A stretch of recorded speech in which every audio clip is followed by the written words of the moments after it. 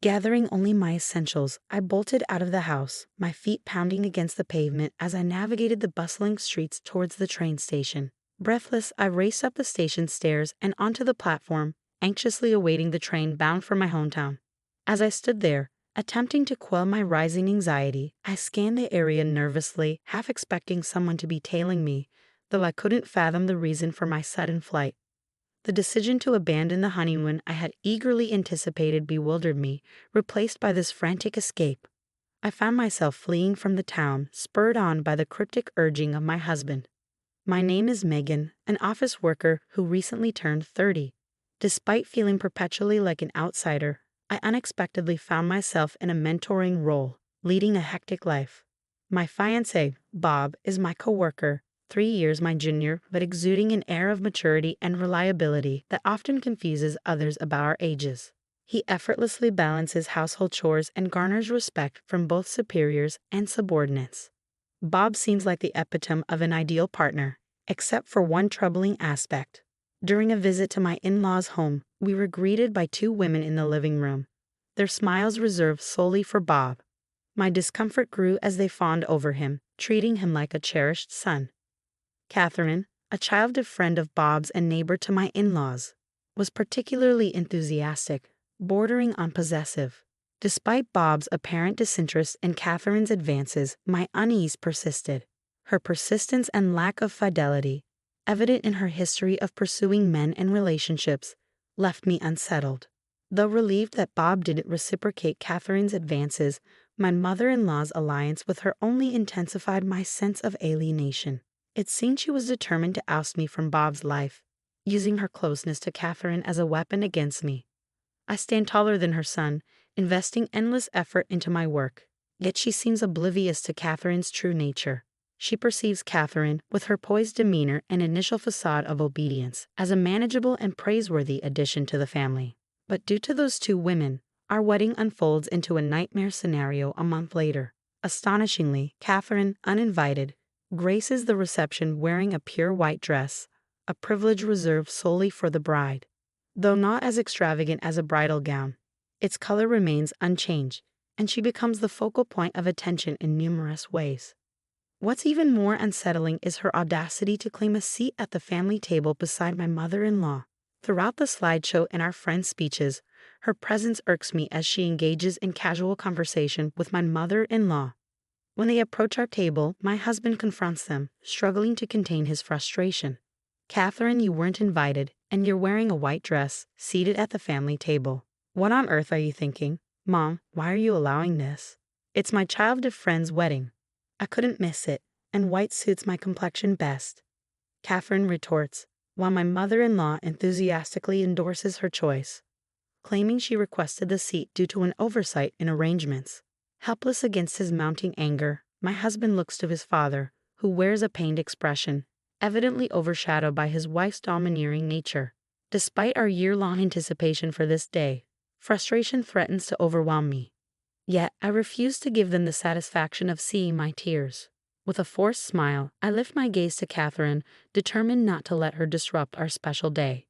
I observed a slight twitch at the corners of Catherine's eyes as I addressed her. How considerate of you to join the celebration, even without an invitation, Catherine. You truly are a thoughtful friend, aren't you? Her response was a grimace, countered by my remark about sharing her meal. My mother-in-law, sensing the opportunity to change outfits, swiftly interjected, "Oh dear, it's almost time for me to change. Please step back. I'm terribly busy after all. I am the main event." With practiced calmness, the attendant by my side gracefully urged others to make way for the newlyweds, ensuring the smooth flow of the reception. Catherine shot me a momentary glare with eyes that seemed almost demonic, before masking her expression with a saccharine smile and departing. I refused to be a damsel in distress, thanks in part to the excellent service of the attendant and the rest of the staff. Despite my exhaustion, the reception proceeded smoothly, with genuine blessings from everyone except those two. Following our wedding, my husband and I decided not to immediately move in together, anticipating job transfers at the end of the fiscal year. We planned to meet for our honeymoon in Italy, departing from our respective homes to enjoy a romantic rendezvous. My excitement for our Italian getaway, my first overseas trip, was palpable. However, on the day of our honeymoon, as I nervously checked and rechecked my suitcase, my husband's frantic call shattered my anticipation. His urgent plea to cancel the honeymoon and return to my parents' home left me stunned and bewildered, with no explanation forthcoming. I stared at the phone, the abrupt disconnection leaving me bewildered. What could be happening? The frantic tone in my husband's voice had shattered my good mood, plunging me into a whirlpool of worry. Could he be involved in some sort of crime?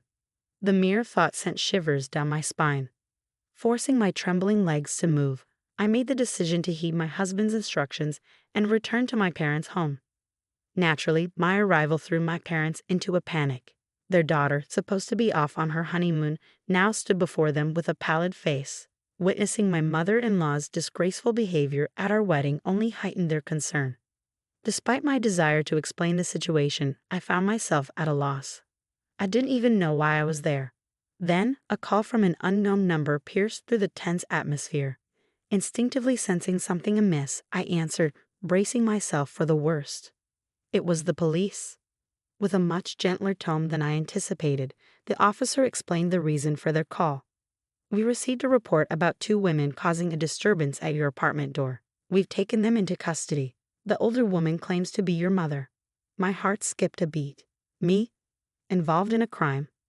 As I listened, I realized I had left the call on speakerphone, and my mother's bewildered shout echoed through the room. Even the police officer on the other end seemed surprised by the unexpected turn of events. I stood there, momentarily dumbfounded, before the realization hit me like a ton of bricks. The older woman the police mentioned, it had to be my mother-in-law, and undoubtedly Catherine was with her. But why were they here on the day of our honeymoon? I had a sinking feeling they were the cause of my husband's panic. Our flight had departed hours ago, yet here we were, robbed of our dream honeymoon in Italy. No Venice, no pizza, no pasta, no tiramisu. All the delights I had been eagerly anticipating. It felt like a cruel joke, one I was not inclined to forgive. "Those people are complete strangers," I stated firmly to the police officer, with my mother seated beside me. Suddenly, my mother-in-law's voice pierced through the phone, shrill with indignation. The officer quickly ended the call, thanking me for my cooperation. It was clear they had concocted this absurd scheme to cause me harm. Hours passed, and my husband finally arrived at my parents' house late into the night. As I suspected, it was indeed my mother-in-law and Catherine who had been detained by the police. They had discovered our plans to meet at the airport and hatched a plan to sabotage our honeymoon.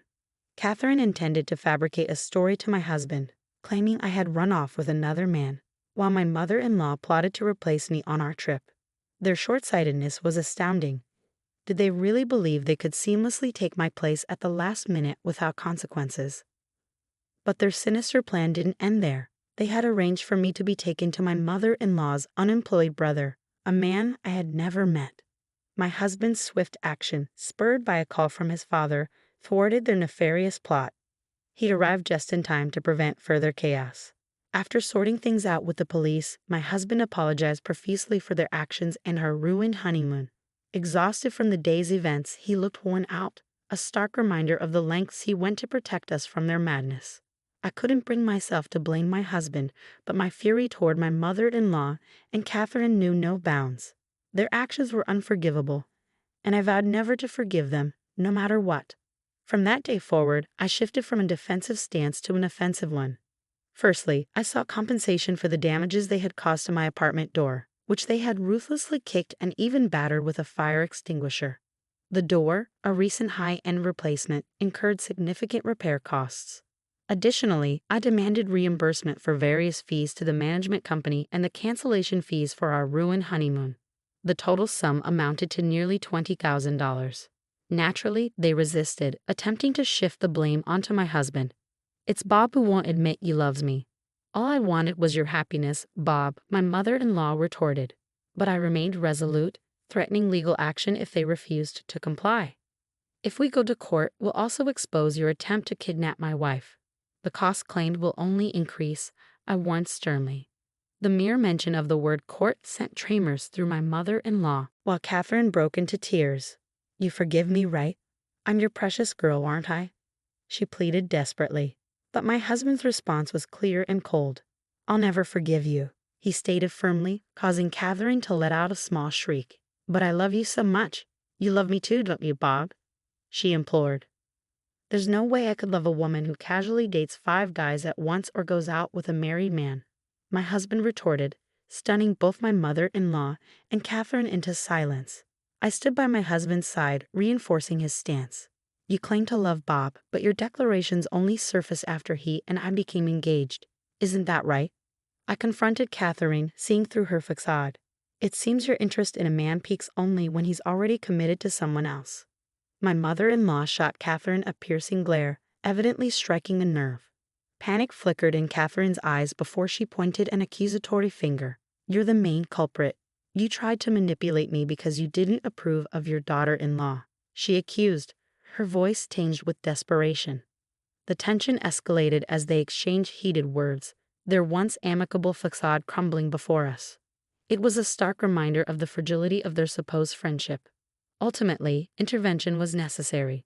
Catherine's parents and my father-in-law stepped in, and it was decided to divide the claim amount evenly between both parties. Catherine's parents, oblivious to their daughter's disgraceful behavior, expressed sincere apologies. We enlisted legal aid, filing a restraining order against Catherine and my mother-in-law. Despite my mother-in-law's tearful refusal, their malicious intentions couldn't be overlooked. Though their plan was thwarted, neither received absolution for their actions. Neither my husband nor I harbored any intention of granting forgiveness. 3 years later, as we enjoyed a tranquil life with our newborn child, an unexpected visitor arrived at our doorstep. Dressed immaculately in an expensive suit, the visitor introduced himself as Catherine's fiancé. He mentioned casually visiting Catherine's parents' house, sparking a conversation with one of her former classmates. Wasn't she supposed to steal Bob? The classmate had remarked. For the first time in a while, a shadow passed over my husband's face at the mention of Catherine's name. It seemed a classmate had attended our wedding and witnessed Catherine's disgraceful behavior.